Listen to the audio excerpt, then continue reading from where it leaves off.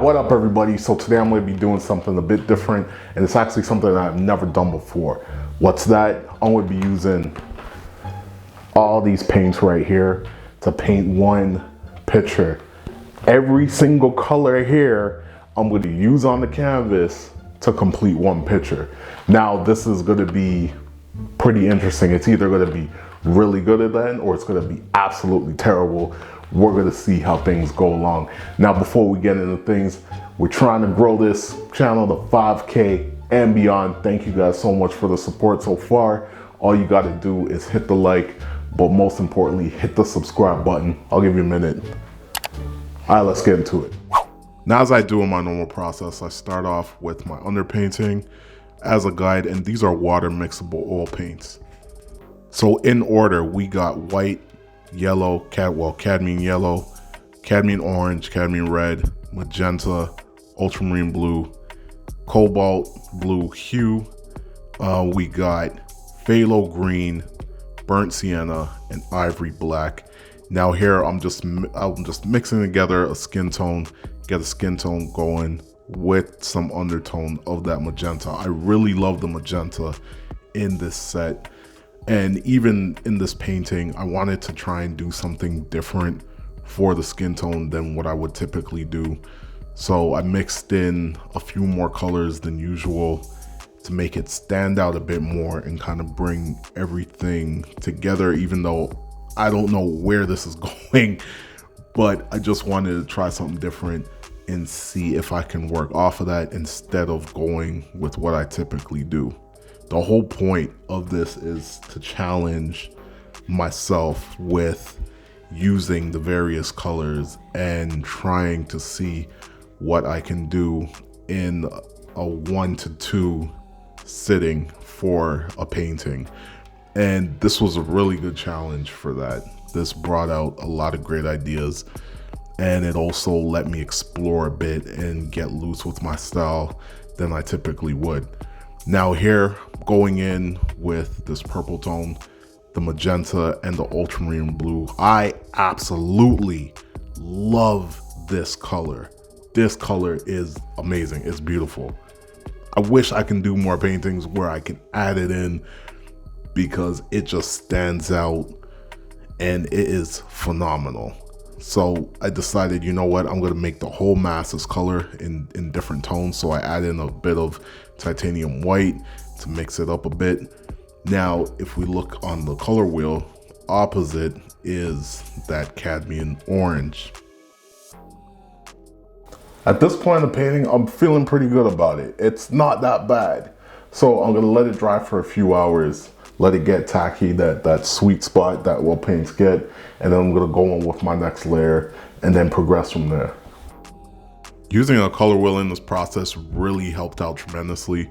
You can see what colors are opposite of each other that will complement each other and which one are in the same group for their pairing. So for something like the phthalo green here, the opposite of that is the cadmium yellow, also mixed in with a bit of orange. So that's where I put those two together, but then also add in a bit of red, and that will make everything stand out more.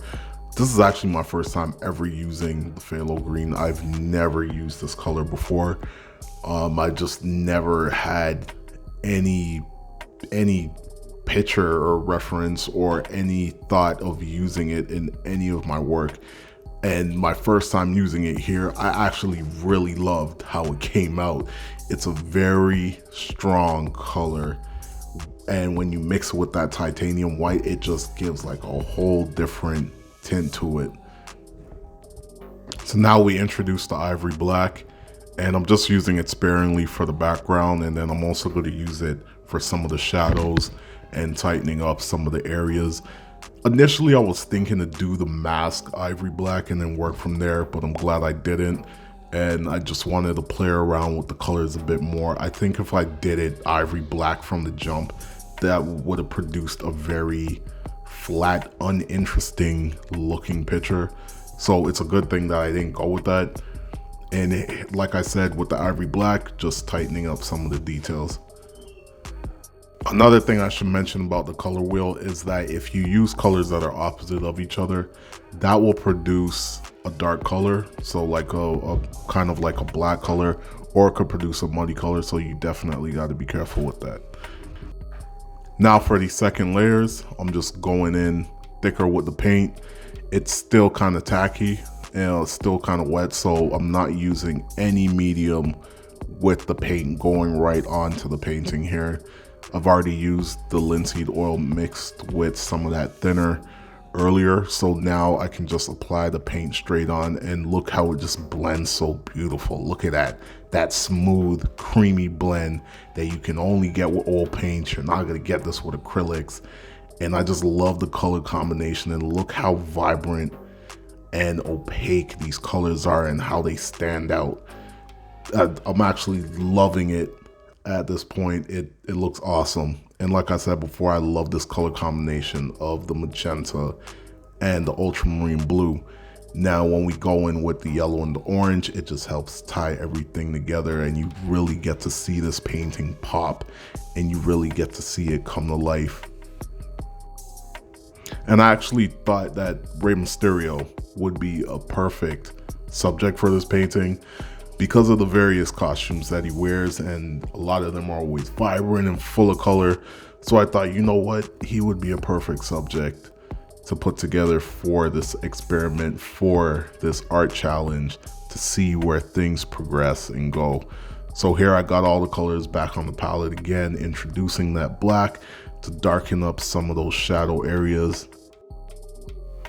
All right, so now everything is all to my liking, and I'm actually surprised at how everything kind of meshed together. One of the things I've done is actually use that color wheel, and it helped me, it pretty much helped me figure out how I'm gonna place all these colors.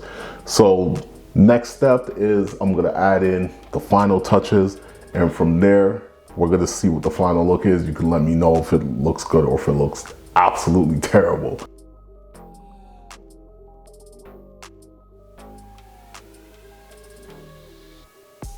Thought it would be pretty cool to also try something new and go in with my script brush and do like a 3D type of effect where it's kind of popping off to the side, and seeing how that kind of turns out. Something that I always want to play around with.